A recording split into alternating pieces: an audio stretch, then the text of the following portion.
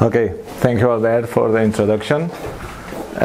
In this presentation, I will explain, or try to explain how the S2S4E Desicion Support Tool is contributing to add value for the energy sector. So just let me go back to the basics, like a raw, very small definition of what a climate service is from the World Meteorological Organization. So a climate service is a decision aid derived from climate information that assists individuals and organizations in the society to make improved ex-ante decision making. Well, okay, it's a very clear and generic definition, but let's take a more detailed overview on how this definition applies on the DST tool.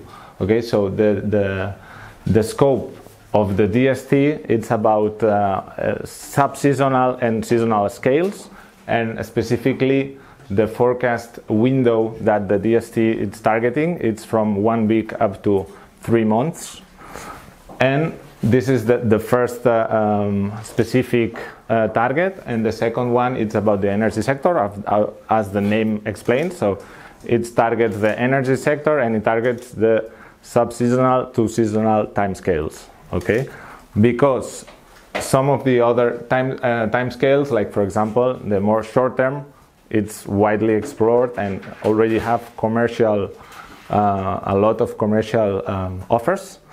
So this is an innovation in that area, no? To explore this specific timescale. This is why the sub-seasonal to seasonal climate predictions, it's innovative, because perhaps it's the first time that some interface is merging sub-seasonal and seasonal timescales with, as Isadora said, real-time refreshing data, and with also a detailed probabilistic information that will help the decision makers to take decisions, which is the more important value. So let's take an overview on the energy sector environment, specifically in the deregulated markets, which are the focus of the solution. There are two very big systems, or the most relevant systems, which is the power system, refers to the infrastructure of producing power and delivering, and there's another system which is the power market, which is a mechanism that what it is doing is meeting the demands and the offer at a reasonable prices, let's say, simplifying like that. And these two systems are interacting with many players. For example, the transmission system operators have to interact and take decisions on that power and market systems. The independent power producers, the power utilities, the power traders, of course, that have to operate and interact in that markets. All those players need information to take decisions on the daily basis, and short term and long term. So the main purpose of the DST is to provide them signals and indicators to take the right decisions. Okay. For example, what are the decisions that those players can have to take? No, let's say, for example, when to buy or sell power. This is about hedging and trading. This is very important in order to optimize their strategies of economical strategies. So this is a clear decision that have to do in the different time horizons, in the very short-term time horizon, but beyond that also in the sub-seasonal and seasonal scales. Another question: when to sign a power purchase long-term contracts. So that refers to also power price. To engage and commit with prices takes risks, is a matter of risks. So they have to analyze a lot what they need information to decide on that. when to schedule or reschedule grid or offshore wind farms maintenance. So these maintenance activities, mainly offshore, requires a lot of money and investment. So they have to think twice about when to do that and when is the optimal moment. For example, to avoid losses in terms of, so let's say they have to stop wind farms offshore to do the maintenance. They have to stop it when a low resource is performing. Otherwise, they will lose more money. So this type of decisions are impacting a lot on the benefits, economical benefits of those companies. So that's why it's important. Or, for example, the last one: do I need to release water flow from a reservoir? So the reservoirs they have two functions. Very often they function to provide water to the population, or the function to provide power. So, and the operators of that reservoirs, they need to make decisions on to keep the water or to produce power and make more money. Well, of course. So what is what provides the subseasonal, the DST for the DST as output? So the output is like high quality signals for the markets and for the systems, for the power system. We're talking about processed information. There's a lot of efforts on processing that information and put it in clear in display visualization. And it's also probabilistically delimited, which provides a more deep knowledge of the signals that are provided. So this is like a very, let's say, simple decision-making process, which in the end point normally it's to increase the activity benefits or avoid losses, but let's say be positive, increase activity benefits. So that comes from taking very good decisions, and to make good decisions, the operators need like high quality signals, and this is the value that the DST provides to the market players, to the system operators. It's like high quality signals in the scope of subseasonal and seasonal time scale to provide, to take the appropriate decisions. But this process is, the decision-making process is really specific for the player of the market player or the company. So we are not going there at all.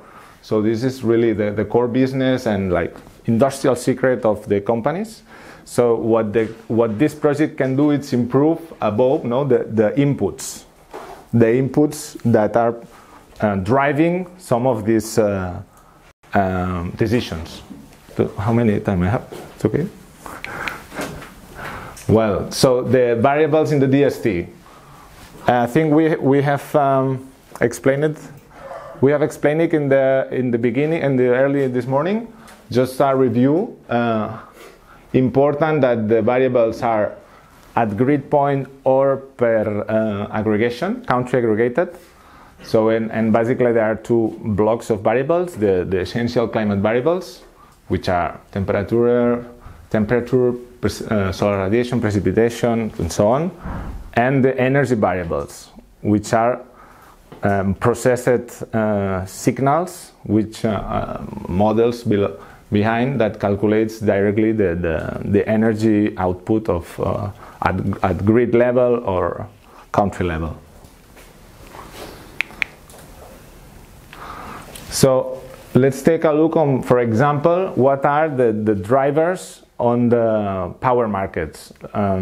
Here I pointed the electricity market and the gas market. So the drivers in red are the ones affected by climate or energy indicators, and the drivers in black are other drivers. So well, this is just to show the complexity of the drivers, of the price market drivers, okay?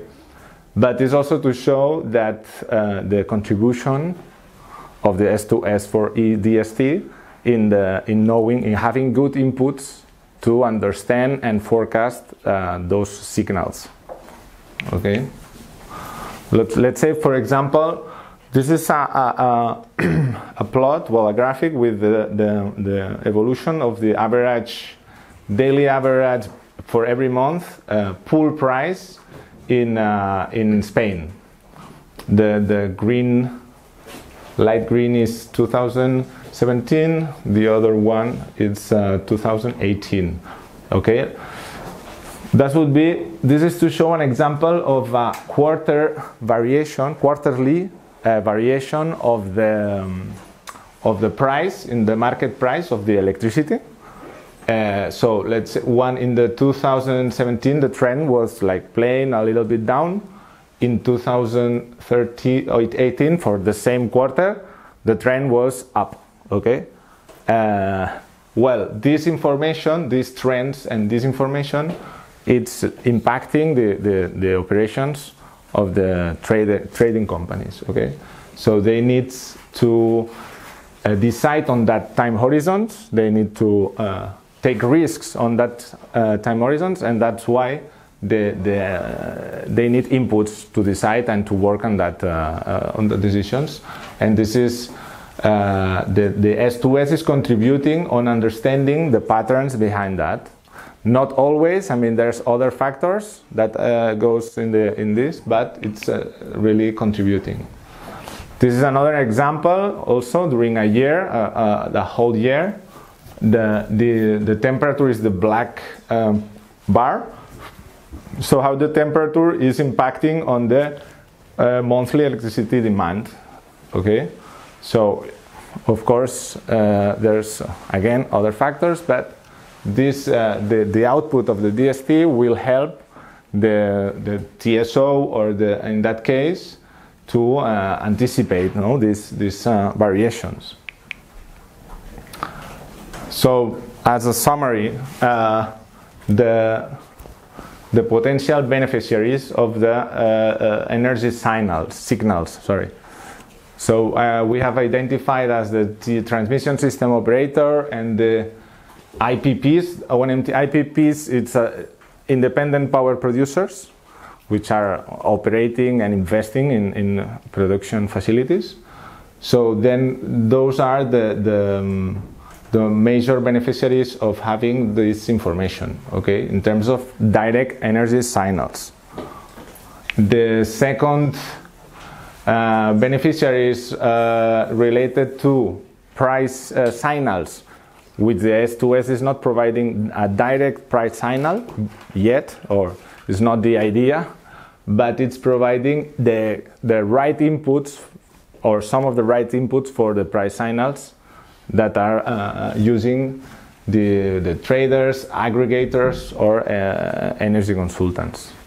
Okay, it's important to remark that the probabilistic approach, it's very important to make their decisions. And that's all. Thank you very much.